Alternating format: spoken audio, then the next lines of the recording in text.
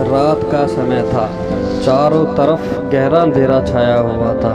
केवल एक ही कमरे में उजाला था जिसमें 4 मोमबत्तियां जल रही थी। चारों मोमबत्तियां एकांत देखकर आपस में बात करने लगी।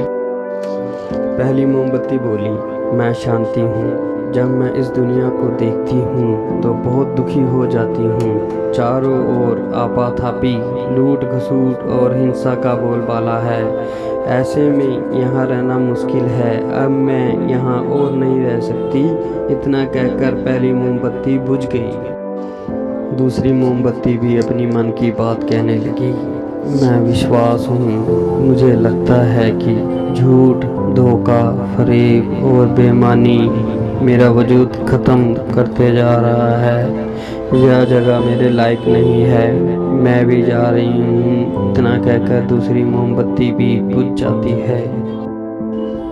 तीसरी मोमबत्ती दुखी थी। वह कहने लगी, मैं प्रेम हूँ। मैं हर किसी के लिए हर पल जल सकती हूँ, पर अब किसी के लिए मेरे पास वक्त नहीं बचा।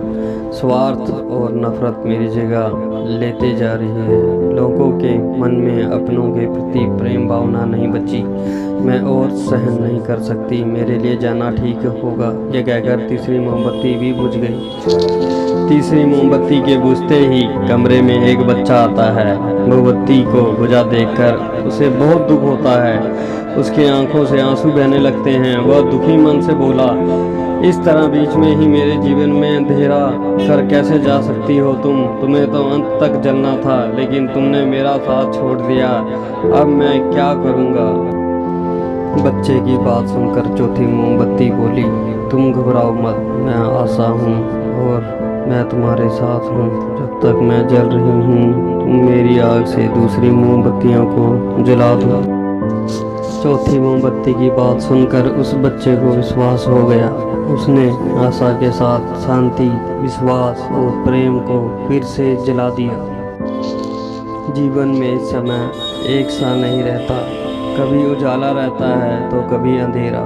जीवन में अंधकार आए, मन अशांत हो जाए, विश्वास डगमगाने लगे और दुनिया पराई लगने लगे, तब आशा का दीपक जला लेना। जब तक आशा का दीपक जलता रहेगा, जीवन में कभी अंधेरा नहीं हो सकता। इसलिए आशा का साथ कभी नहीं छोड़ें। धन्यवाद।